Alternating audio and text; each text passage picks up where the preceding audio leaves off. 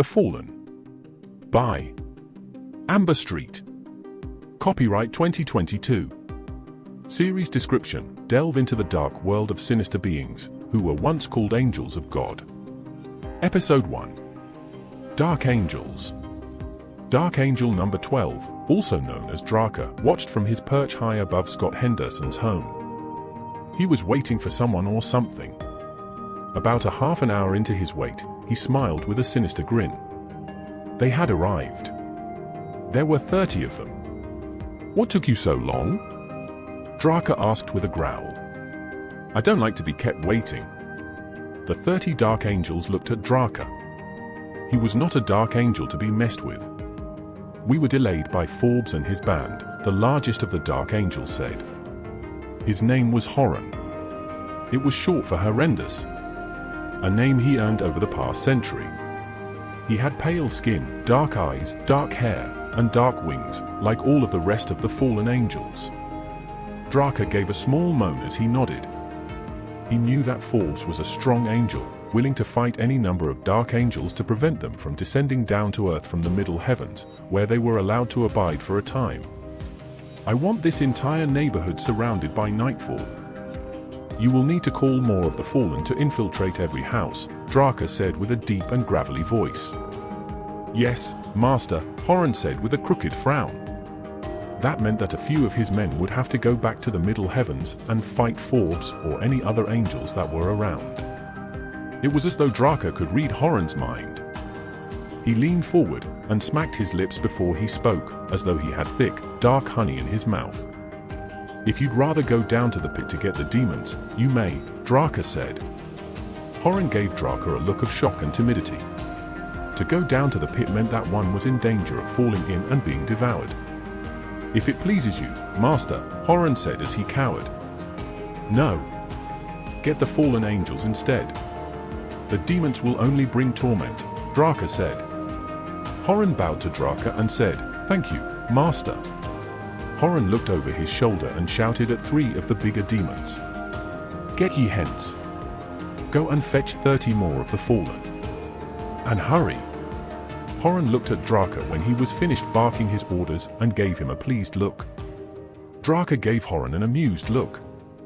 Draka was such a large fallen angel that all of the others present seemed puny and weak to him. He allowed himself to think back of his glory days before he angered Lucifer and was cast out of Lucifer's mighty army. Draka took a deep breath and let it out slowly through his nostrils. The stench of sulfur enveloped Horan. Horan braced himself. He knew to not show his feelings of disgust at the putrid smell. He had the same scent on a much smaller scale and less intense, but as with anything, one stench was never as bad as anyone else's.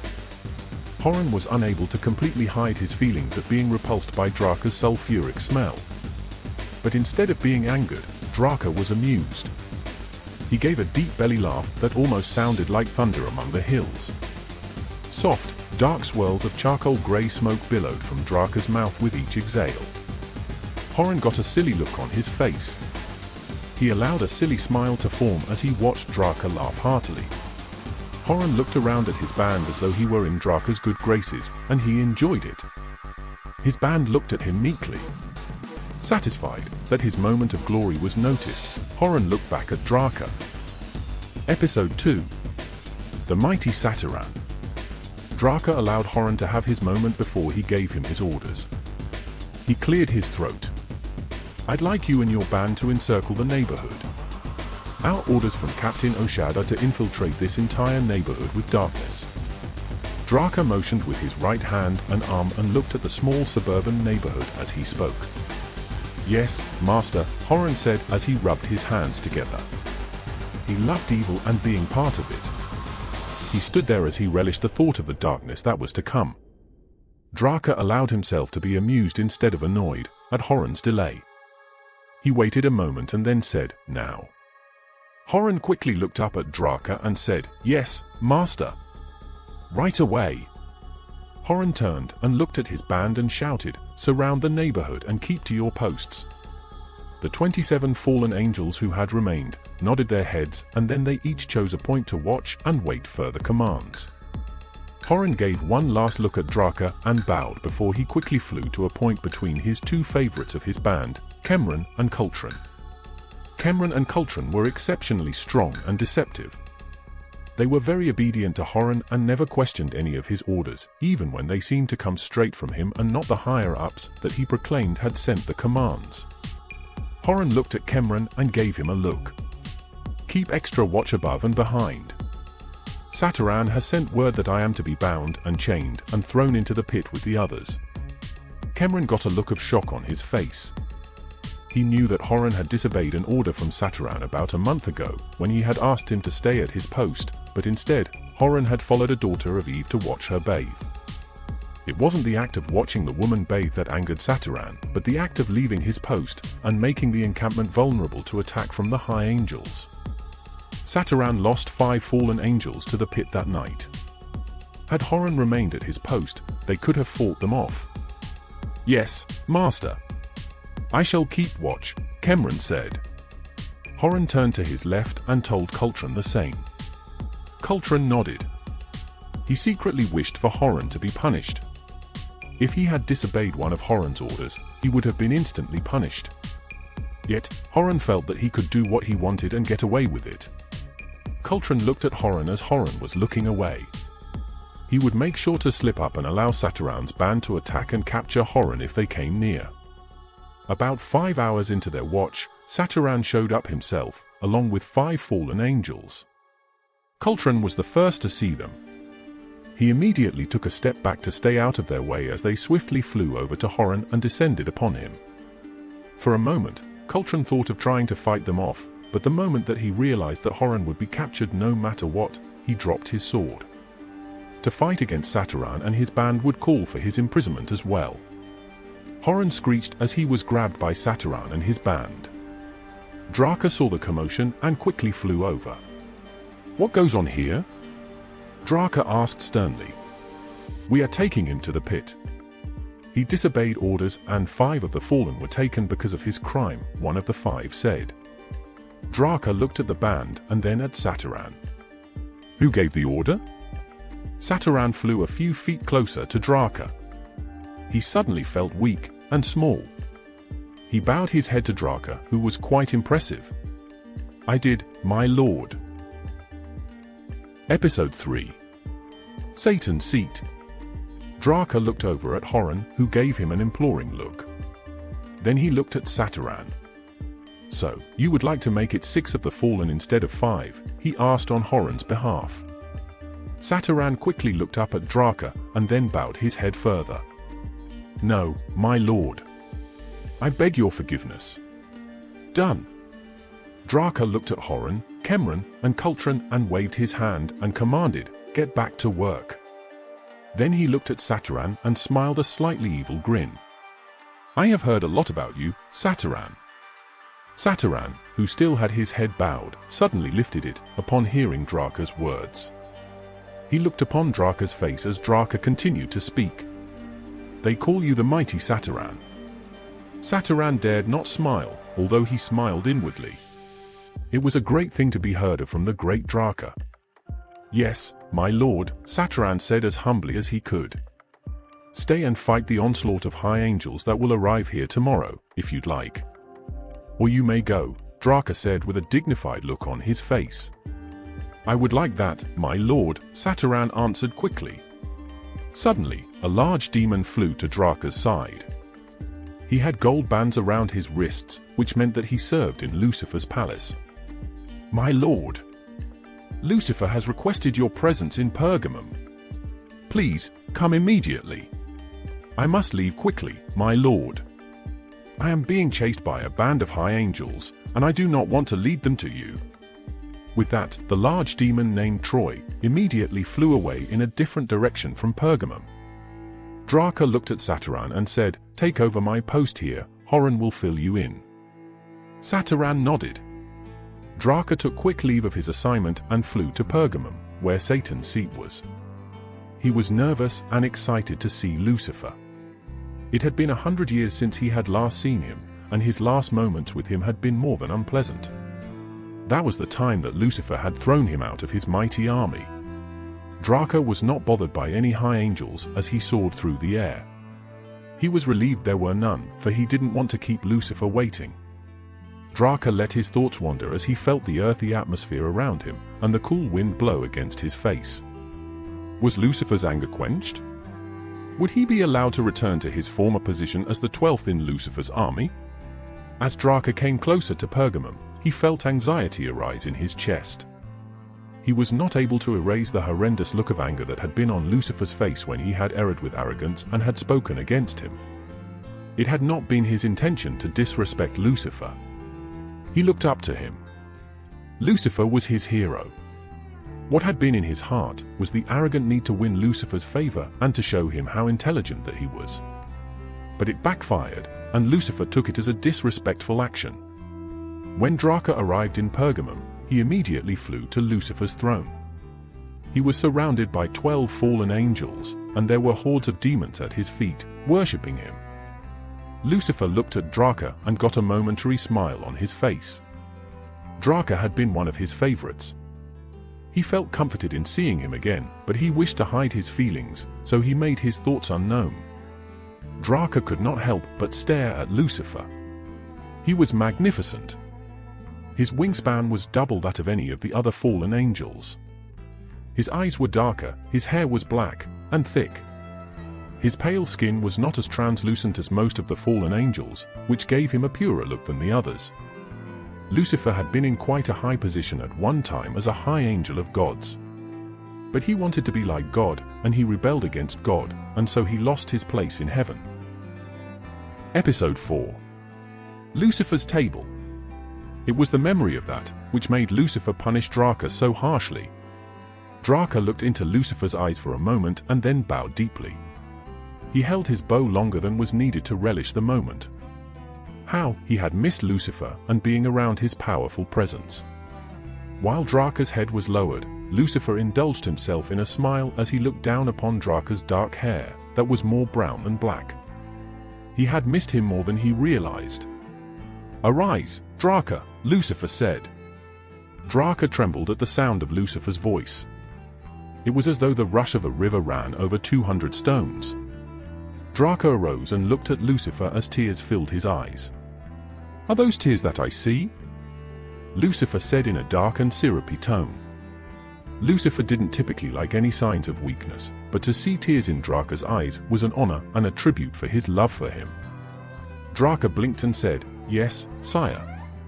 I am overwhelmed by your magnificent presence. I cannot put into words what I feel, and so, my feelings come out in tears." "Come here," Lucifer said with a smile as he held out his hand and extended his arm. Draka took several steps forward and kneeled at Lucifer's throne.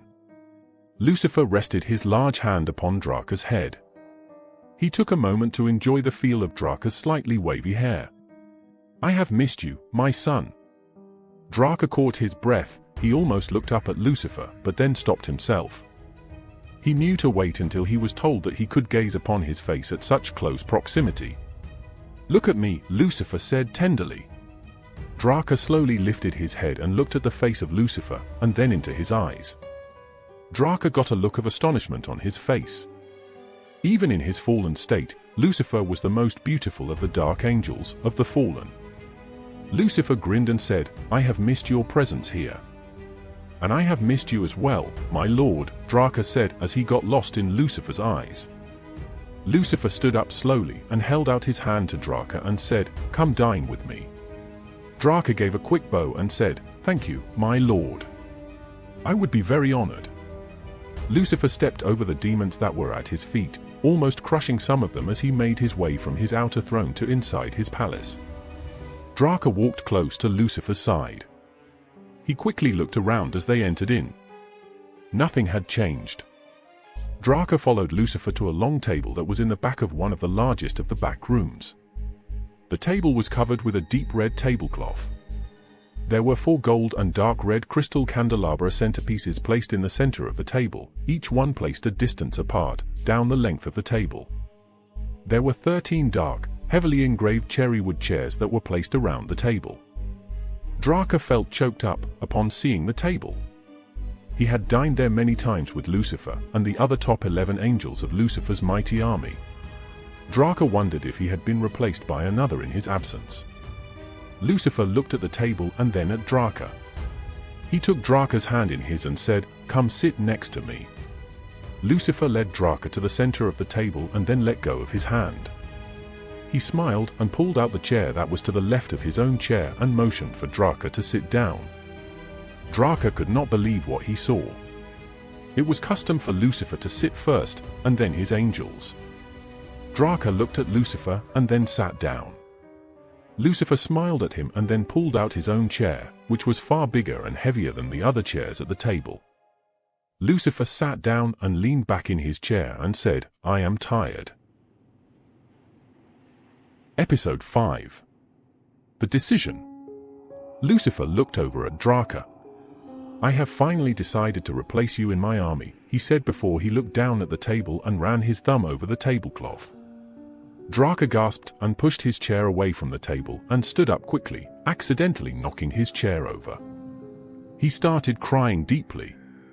He quickly kneeled down next to Lucifer's chair and laid the left side of his face down on the armrest of the chair.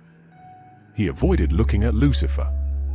"Please, my lord, my king, have mercy upon me. My heart has been broken already, my lord." Draca wailed deeply.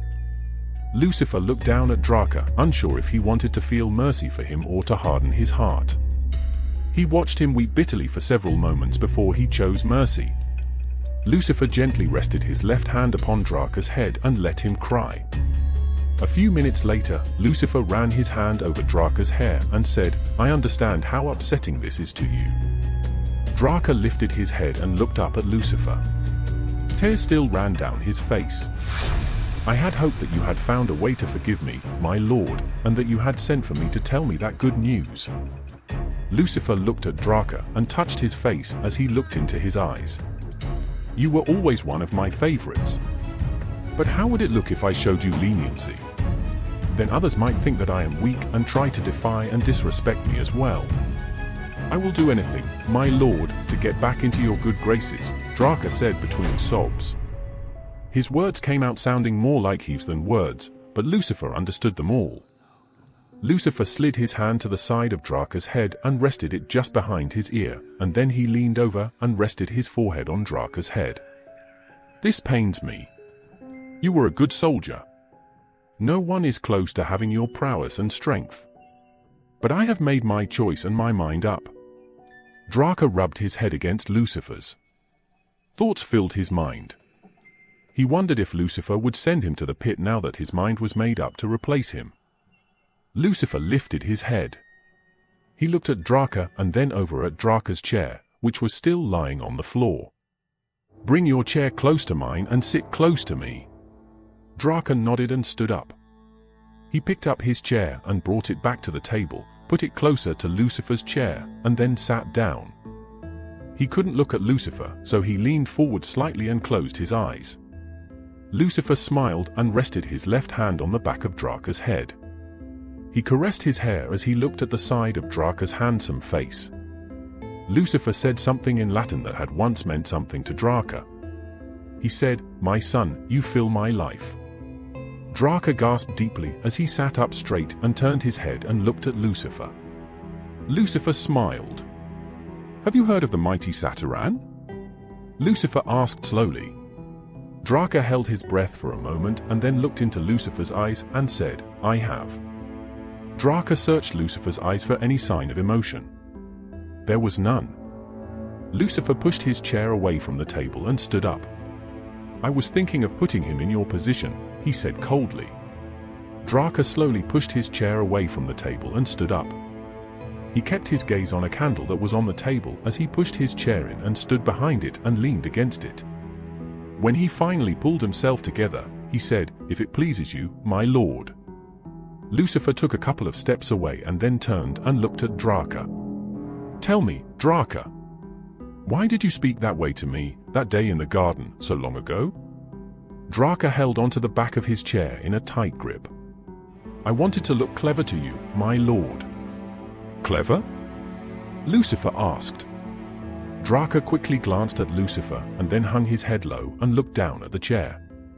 He slowly nodded his head and took a moment to think. Draca took a deep breath and let go of his chair. He slowly turned and looked at Lucifer. "I loved you. I still do. I wanted you to see my value," Draca said. "And to earn your favor." "And did you earn my favor?" Lucifer asked in a syrupy tone. "No, my lord," Draca said as he faced Lucifer. Lucifer took several steps towards Draca and stood in front of him and asked, "What would you have me do?" Draca felt fearful and was afraid to answer. Suddenly, Lucifer slapped him across his face. It stung. Episode 6. The Perfect Army. "I had the perfect army," Lucifer said with an angry look on his face. He looked at Draca for a moment and then turned away from him and looked at a large fireplace that was at the back of the room to the right. "Sataran is not as strong as you. Nor is he as brave." Lucifer looked over at a desk that was to the right of the fireplace. "He lacks the battle skills that you have." Lucifer turned and looked at Draca and shouted, "But he is loyal and knows his place." Draca caught his breath. He was unsure of what he should do. He wanted to run to Lucifer and kneel next to his feet and lean against him and beg for mercy. Something was stopping him from doing that, though. He looked at Lucifer with a heartfelt look. Lucifer locked eyes with Draca and knew. He was not a rebellious angel the way that he had been with God. Lucifer looked around the room and rested his hand on his stomach and smiled. "I promised you a meal," he said. Lucifer turned and looked at the doorway and clapped his hands loudly 2 times. Immediately, 2 of his servants ran in and bowed. "Yes, master," they said in unison. "Bring me a feast." Lucifer shouted. "My lost son has come home." Draca bit his lip. He knew to hold back on feeling that he had been forgiven. He had seen Lucifer turn on many others when they had let their guard down. He knew deep inside that this could be the rights to his last meal and not a welcome home dinner. Draca did his best to keep his face expressionless. Once the servants left to fetch the meal, Lucifer walked over to Draca. He looked at him coldly and said, "After we eat, a fortnight in the gallows will serve you well." He quickly turned away from Draca and walked over to the fireplace. Draca almost fainted. He feared the torture of the gallows. Draca quickly looked around the room. He wondered if he could escape and fly far enough away from Lucifer's grasp. Draca walked over to his chair and leaned against it. Lucifer turned and looked at him. "Is that fear?" Lucifer asked in a businesslike tone of voice. Draca nodded his head and said, "Yes, my lord. It is fear." "You fear nothing in battle. Why do you fear the gallows?" Lucifer asked with interest. Draca looked at him. "To face pain and death in battle for you and for a cause is one thing, my lord. But to face an uncertain future and torment to the point of death is another." Lucifer smiled. He liked Draca's honesty. "Come here," he said with an evil grin. Draca looked at Lucifer. The being that comforted him also frightened him beyond measure. "Yes, sire," Draca said as he took several slow steps towards him. Lucifer leaned in towards Draca and smiled a sinister smile.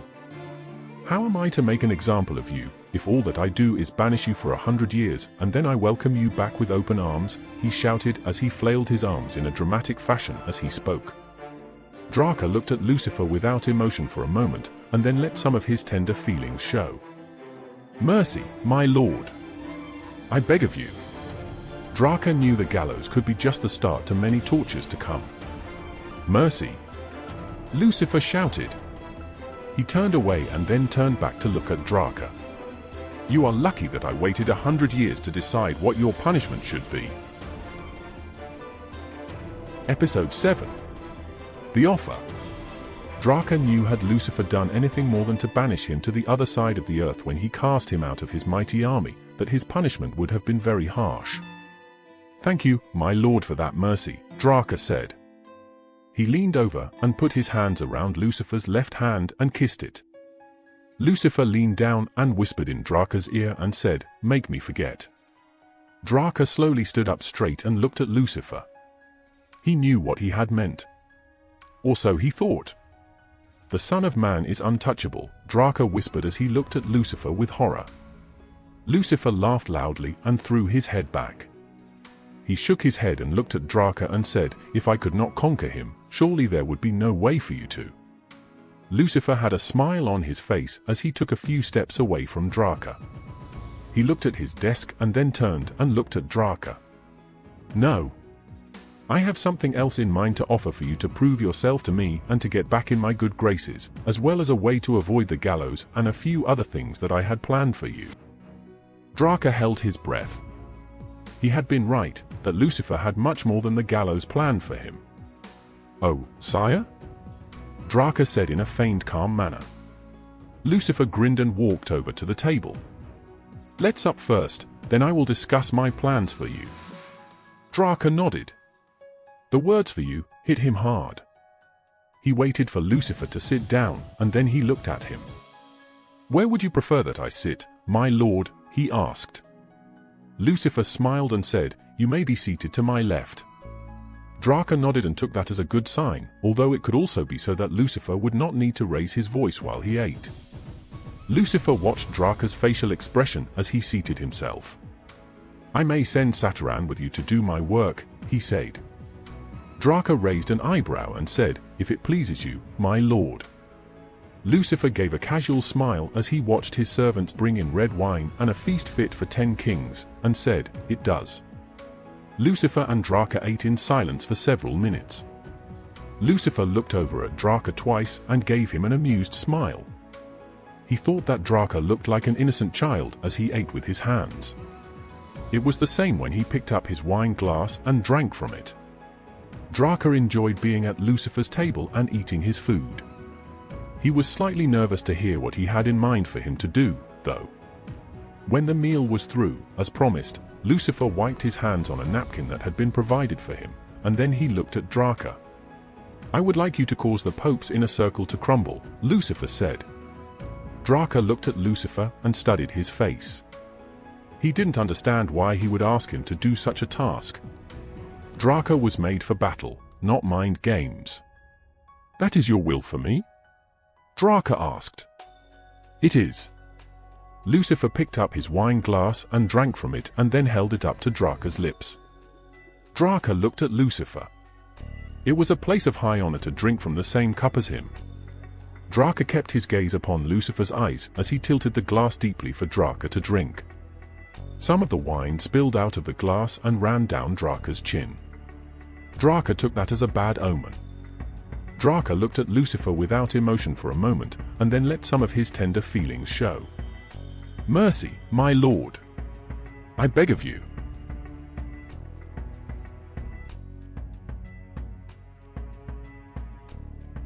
Episode 8. One so beautiful. Lucifer saw the wine drip from the cup and down Draka's chin.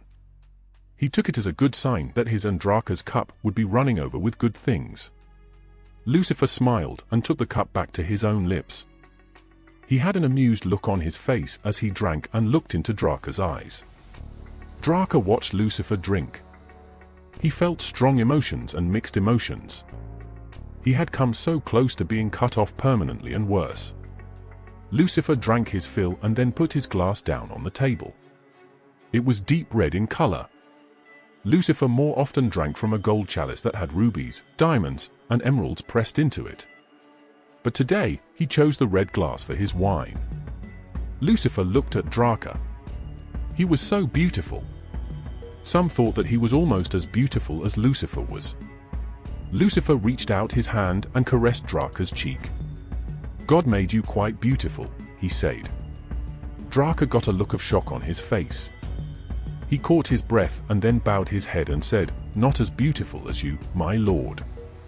Lucifer left his fingertips on Draka's cheek for a moment and then said, "True," as he pulled his hand away and then rested it on the table.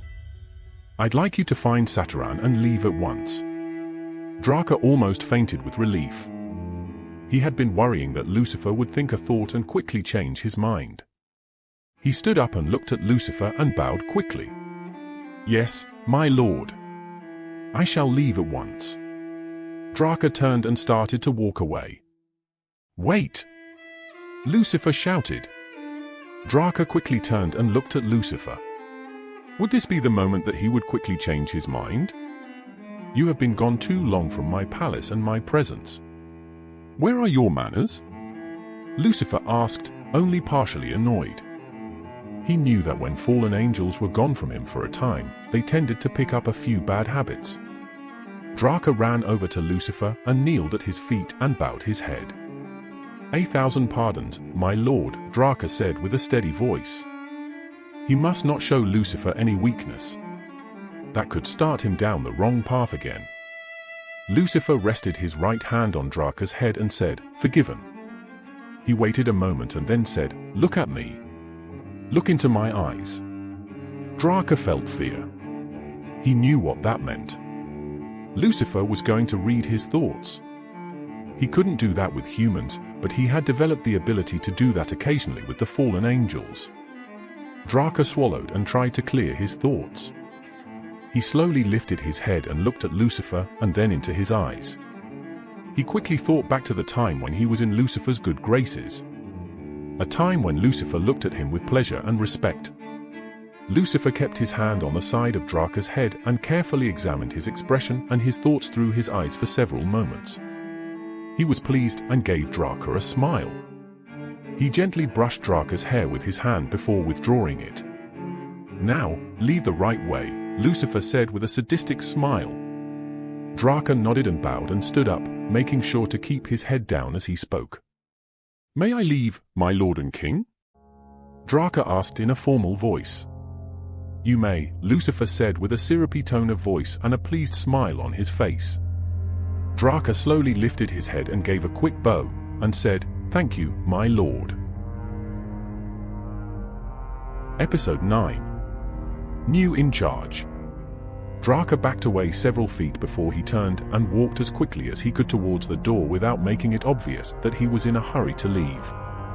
Once Draka was out of Lucifer's palace, he quickly flew into the air.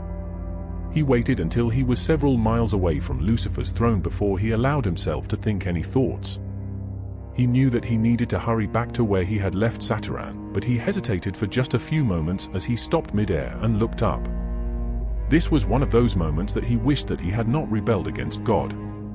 As Draka flew the rest of the way to Scott Henderson's house where he had left Sataran in charge, he thought about the centuries that he had served Lucifer and under him. He smiled. Lucifer was strong. He had taken down many great men on earth on his own, and by his mighty army's side. Draka took one last look upwards. He suddenly felt sheepish and small. He hid his feelings and continued his flight. Draka looked around at all that God had made and all that Lucifer had ruined. When Draka arrived at Scott Henderson's neighborhood, an ill feeling came over him. He thought about his last 100 years being out of Lucifer's mighty army and how great things were for him. And while Lucifer had just given him a mission, he didn't let him back into the army yet. He missed antagonizing great men and twisting their good thoughts and good plans into evil ones. He loved turning high powers against each other and starting wars between countries, causing famines and droughts and many natural and unnatural disasters upon the earth. Sataran flew to Draka's side the moment that he flew into sight. Draka looked at him. Sataran had such a serious expression on his face. "We have not started any battles here yet, my lord," Sataran said with a deep bow of his head. Draka smiled. It felt good that Sataran had bowed to him and so deeply. "Arise, Sataran. Lucifer has asked us to do a task for him," Draka said jovially. Sataran gasped and quickly lifted his head and looked at Draka with bewildered eyes and expression. "Us?" Sataran asked humbly. "Yes," Draka said, suddenly feeling bigger in both stature and prominence. "We leave immediately." Draka looked around and found Horan. "Horan, come hither," Draka said in a loud shout. Horan looked up from his position, smiled at Draka, and flew immediately to his side. He bowed deeply. "You are now in charge of this neighborhood and this operation," Draka said in a business-like tone. Horan looked up at Draka as a child would who just got the best gift ever. There were gasps throughout the neighborhood from the other fallen angels, who could hear clearly what Draka's loud and booming voice had spoken. "Thank you, my lord." "Thank you," Horan said with a large grin. Draka leaned forward and studied Horan's grotesque face. Most would think that Horan was a demon and not a fallen angel, by the way that he looked. God must have had a sense of humor with you, Draka thought. Horan trembled as Draka's beautiful face was inches from his. Draka gave Horan a crooked and wicked smile. He was quite pleased to do this for Horan after the way the others and Sataran had treated him. It was also a way for him to bring Sataran down 3 notches. "You are welcome," Draka said in the syrupy tone of voice that he had heard Lucifer use on him so many times. Draka straightened up and looked around and shouted a command. "Horan is now in charge of this neighborhood and this operation. You are to listen to him and to do what he says, or there will be severe consequences." I.e. were the quick replies of all of the fallen angels that had grouped there. Draka looked at Sataran, the one who Lucifer thought could replace him. Sataran had a look of shock and humility on his face. Message clearly received, Draka thought to himself. Episode 10. Trouble. Sataran looked at Draka for a moment and then looked away. He knew that Draka was very powerful, and that he was very skilled in battle, and not one to be messed with. Sataran was more than impressed that Draka had been in Lucifer's mighty army, but he feared him greatly for that as well. Draka enjoyed the look of fear that came upon Sataran's face. Inwardly, his anger grew towards him over Lucifer's admission that he was thinking of having Sataran take his position in his mighty army. Draka quickly thought of several plans to do away with Sataran during their mission. Even though Sataran wasn't half as skilled or strong as he was, he still felt threatened by him. And for those very reasons that Sataran was nowhere close to him, it made the thought of being replaced by him even more appalling. Why one so weak? Draka thought to himself. That is a great insult. But it was more than Sataran's lack of skill and might that troubled Draka. He seemed to be more like one of God's mighty angels than he should be. I don't think that he fell far enough, Draka thought to himself. He suddenly got a sinister smile on his face. I will take him down lower before I drive him to the pit. Draka looked at Sataran. Let's go, he shouted as though Sataran were across the valley and not right next to him. Sataran jolted. He had been deep in thought about all of the things that he could learn from Draka while they were on their mission. Yes, my lord, Sataran said with a bow. Suddenly, Draka's heart was softened. And all it took was the words that Sataran spoke softly, and a bow. Draka watched Sataran closely as they took flight. Was Sataran a plant from God's mighty army? Would God do something like that? Sataran had a hard time keeping up with Draka, due to Draka's immense size. Draka noticed it immediately and sped up a little to wear Sataran out. After several minutes, though, Sataran was so far behind Draka that Draka was forced to stop and wait for him. My apologies, my lord. It is my wingspan. It isn't nearly large enough to keep up with you. Sataran smiled as he caught his breath. I've never seen one so great as you, my lord. I am greatly pleased and honored to be at your side. Draka almost dropped out of the sky with Sataran's compliment. He wasn't one to normally be flattered, yet since he was cast out of Lucifer's mighty army, he was in much need of comfort and confirmation. He looked at Sataran and simply said, "Thank you." Sataran bowed his head quickly and followed Draka as closely by his side as he could. Draka felt a sudden power and a sudden urge to quickly fly ahead and back. It was painful for him to fly so slow, as though he were on a Sunday stroll. After an hour, he grew tired of flying so slowly. His wings, which were normally quite strong, were beginning to tire. He looked at Sataran, who was not looking very well. Are you ill? Draka asked. Sataran looked up at Draka. His eyes were dark, and his complexion was sallow. He was short of breath. I'm sorry, my lord. I don't understand what is happening. Something is wrong. Sataran looked at Draka with fear in his eyes. He put his hand to his chest. He was breathing short, shallow breaths. He looked clammy. Suddenly, Sataran fell from the sky. Episode 11. The Sickness. Draka acted quickly and flew straight down and caught Sataran in plenty of time before he hit the earth. Sataran was limp and barely conscious. He looked up at Draka with deep, dark eyes. My lord, I thought that angels could not die, but I am certain that I am dying, Sataran said weakly. Draka looked down upon Sataran with compassion. Hang in there, Sataran, I have an idea, Draka said as he looked at him. Sataran barely nodded his head before he closed his eyes. Draka quickly flew straight up and above the clouds, looking up at heaven as he flew. Draka flew as quickly as he could towards the Vatican. He was confused and concerned that his wings were aching and that he was starting to sweat. God made us a little too close to human, I'm afraid, Draka said as he looked down at Sataran. Sataran's lips were dry and his mouth was slightly open. Draka listened as he continued to fly. He breathed still, Draka thought out loud. Sataran heard Draka and opened his eyes. He looked up at Draka just as Draka looked down at him. Their eyes locked. Draka had a flashback to the time before the fall. There was a great camaraderie between all of the angels. Draka agonized that there was no forgiveness for the third of the angels, including himself, that went with Lucifer after he tried to place himself above God and was cast out of heaven. God had set a barrier against it in his great and justified anger. As Draka reached Italy, the clouds thickened and were heavy with moisture. It felt good to both Draka, who was feeling tired and thirsty, and to Sataran, who was in a deep state of sleep.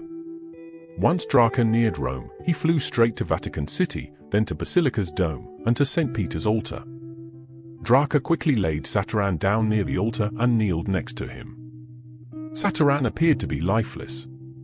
Draka rested his hand on Sataran's forehead and then looked up. Please, was all that Draka could say. He couldn't believe that he cared about Sataran after he had plotted to destroy him and to throw him into the pit. Draka hung his head and closed his eyes. He knew that he had the sickness, too. He took several slow, shallow breaths. How much time do I have? Draka asked himself. He looked up again, as though he were looking through even the dome and into heaven. Please, he said again. It's not our time yet. Suddenly, one of God's angels allowed Draka to see him. He was standing to Draka's right. Draka wondered if the angel had been there all along, and knew that most likely he had been.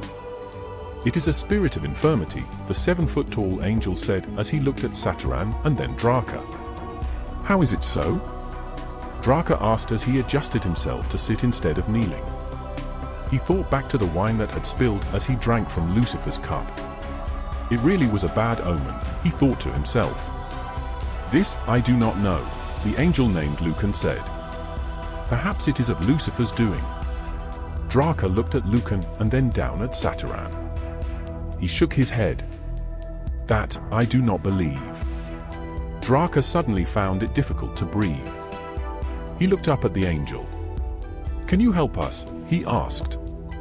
Before he could hear the angel's response, Draka fainted. He lay over Sataran. His breathing was labored, though his body was still. The mighty angel went a step closer to Draka and Sataran and said, Spirits of infirmity, leave and take your sickness and infirmities with you to the pit. Episode 12. On the Run. Almost instantly, Draka's breathing returned to normal, and he awoke. Draka started to feel well in moments. Sataran opened his eyes and looked at Draka. What happened? He asked. Draka looked at Sataran and then over at the angel who had cast the spirits of infirmity off of them. The angel of the Lord's made us well, Draka said as he looked back at Sataran. Sataran sat up and looked at the angel, but remained silent. Thank you, Draka said softly as he looked at the angel in astonishment. Yes, Thank you, very much, Sataran added. You are welcome. The angel paused for a moment and then looked at Draka and Sataran. What are you two doing here? He asked. No fallen angel ever felt forced to tell the truth, since they were in darkness, but Draka felt obligated. We are here on an assignment, Draka said, knowing that the angels would have figured it out soon enough once they started their work against the Pope. Against the Pope, Draka added. The angel looked at him, nodded, and then disappeared. I hate when they do that, Draka whispered to Sataran. Where did he go? Sataran asked. Either back to invisible, or he left to get more angels to fight us, Draka responded. Oh, Sataran said with a sigh. I feel well again, but not strong yet, he said with a look of humility. Same here, Draka said as he helped Sataran to stand up. Why did he help us? Sataran asked as he looked around. Draka shrugged his shoulders and said, I do not know. You were almost gone, and I was having a very difficult time breathing. I asked him to help us, and he did. Sataran got a look of horror on his face. You asked him to help us, he asked softly. Draka looked at Sataran with a serious look for a moment before he realized what Sataran was really saying. Lucifer would be quite angry that Draka had asked one of God's angels for help. Draka took a deep breath and sighed. We are in trouble, he said as he sat down on a nearby step. Sataran walked over to Draka and sat down next to him and nodded his head. What shall we do? He asked. Draka looked at the floor. If we stay here to work on our assignment, Lucifer will know where to find us. However, if he is pleased with our work, it may ease his anger. Draka looked at Sataran. If we even make it that long. You mean because the above angels may prevent us from completing our work? Sataran asked softly. Draka breathed in through his nostrils, deeply. I wasn't even considering that aspect. So, what should we do? Sataran asked. Draka looked at Sataran and said in a serious tone of voice, we run. Sataran looked at the floor and then at Draka. I will do as you say, since you saved my life by asking for help. Sataran stood up and held out his hand to Draka. Draka looked at Sataran's hand.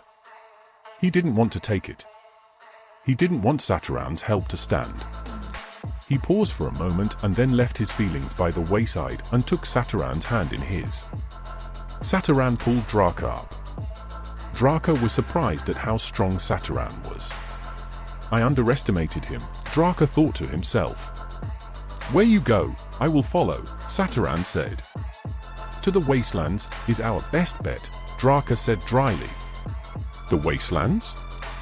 Sataran thought to himself. The wastelands were on a dimensional level, where angels feared to tread, and where demons ran rampant. Sataran looked at Draka and nodded and said in agreement, to the wastelands. Episode 13. The Wastelands. In less than the blink of an eye, Draka and Sataran were being pulled upwards at an incredible speed. What is happening? Sataran asked while trying to stop himself from being pulled upwards against his will. His voice was barely heard over the loud roar of rushing wind that surrounded them. He feared that Lucifer had already found out that they had been assisted by one of God's angels and was pulling them back to Pergamum. Sataran looked to Draka for his answer and did his best to remain calm. Draka looked at Sataran and said, you said, to the wastelands without saying anything else with it, so it was taken as a command. Draka shouted. Within moments, Draka and Sataran were in the third plane, where the wastelands were located at the far reaches of it. The wind suddenly died down, and everything was eerily quiet. Sataran looked at Draka. Why are we here? I thought that we were going straight to the wastelands. Draka held his finger up to his mouth as he looked at Sataran. He then whispered, we must enter through the gates. Sataran froze. By the serious look on Draka's face, he knew that something quite serious was about to happen. Within seconds there were blood-curdling growls in front of Draka and Sataran that were deep and slow. Sataran could see and feel the breath of something on his face, but he could not see anything other than smoke or steam. He turned his eyes towards Draka, who looked as though he was bracing himself for some horrible thing. Sataran was surprised for a moment at how brave and calm Draka's demeanor was. From all of those horrible battles he has fought in, no doubt, Sataran thought to himself. Sataran fixed his eyes straight ahead. He could still feel the heat of the breath on his face, but as the moments passed, it grew more putrid. It was the foul smell of sulfur. Demons from the wastelands. Sataran thought. What do we do? Sataran asked Draka in a loud whisper. Draka answered without looking at Sataran. He had his own demonic monster standing in front of him who was still invisible and had the horrid breath of the pit of hell. We wait, Draka said softly in a low voice. For the rest of them to show. The rest? Sataran asked. Just as he finished his sentence, the two invisible, giant, and grotesque coal-colored demons grabbed Draka and Sataran. Sataran screamed, but Draka remained silent. The two demons dragged Sataran and Draka by their ankles across the silky soot and jagged rocks of the third plane. The soot and sand-colored dust mixed with red flew up all around them. Sataran cried from the pain a few times as he was being dragged over jagged rocks and hot brimstone here and there. He managed to roll over on his side so that he could look at Draka. Draka was like a monument. Why aren't you fighting? Sataran asked in a tense voice. Draka turned his head and looked at Sataran. This is the only way into the wastelands. We must go through a hellish trial before we can enter in through the gates. A hellish trial? Sataran asked, fearing the answer. You mean a battle? Sataran looked at the demons that were dragging him and Draka. Draka looked at Sataran and said, yes. But not a physical battle. We are not allowed to fight if we want to get into the wastelands. It is a battle of our wills. We must fight against our natural ability to fight for ourselves. Sataran looked at Draka and gave him a slight nod and wished that he had not agreed to come. He wondered how much worse the wastelands would be than he thought. Sataran looked up and whispered, Lord, help me. Episode 14. Hallucinations. Sataran's plea went unheard as an army of the undead rode by on black horses. He watched them with fear and trepidation as they passed. Each of the undead wore all black and held a red sword high in the air with their right hands, while they held onto the reins of the horses with their left. The riders' garments were black, and their boots resembled the armor from the knights of old. When they were finally out of sight and everything around them, outside of the demons that were dragging them still, became eerily silent again, Sataran looked over at Draka. His wings were folded down in front of him. He had his left hand on the outer edges of his right wing, 3 inches in. Sataran made a face. Some of the feathers of Draka's wing had been broken on some of the jagged rocks. Are you okay? Sataran asked empathetically. Draka looked at Sataran. His eyes showed pain. He had been gritting his jaw until he took a shallow breath and said, I am hurt. It was all that he could say. I'm so sorry, Sataran said as he looked at Draka's damaged wing. He looked at Draka's face and said, I am so sorry that my words got us here.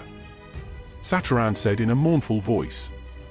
Draka took a slow, shallow breath through his nose, trying to avoid breathing in the soot and dust that still filled the air as they were being dragged. Please. It was my idea. Sataran nodded his head and asked, where were those riders going? Nowhere, Draka replied softly. They are stuck on this plane for eternity. Sataran nodded and then looked around. He was sore from the jagged rocks and the hot brimstone. There was nothing to the third plane but the place beneath them, which looked like fog and smoke, and the place above them which resembled thick clouds and fog. Everything was the color of sand, but nothing was sand, just soot and smoke from the brimstone. The jagged rocks that were just below the surface were black, much like lava rocks made from volcanoes on Earth, and the brimstones were red and black. Both the rocks and the brimstones were mostly hidden below the surface of the smoky substance that enveloped them. Ouch! Sataran cried as the side of his left arm was cut on one of the jagged rocks that was just below the smoky surface. Sataran held his arm and lifted his head and looked at the horizon. He could see two large, brass gates in the distance. "That's the entrance to the wastelands," Draka said as he looked at the fear on Sataran's face. "I don't want to go there," Sataran lamented. "Will we ever be able to get out?" he asked. "I'm sorry, there's no way out of there," Draka said with a pained expression. "I wish that I had not suggested it. It's my fault." Sataran looked up and shouted as loudly as he could, "Lord, help us!" Sataran felt his breath leave him for a moment, as though his breath had been taken from him. Instantly, Draka and Sataran were brought up to the first heaven and lay at Jesus' feet. He wore a crown of gold and a white garment. He looked at Draka and then at Sataran and said, "Sataran, you called me. I am here." Draka and Sataran sobbed when they saw Jesus. "Lord, forgive us," Draka said as he bowed down before the Lord. "Please, forgive us," Sataran said. "Please let us come back home." Sataran suddenly realized that he had been hallucinating. They were not brought up to heaven.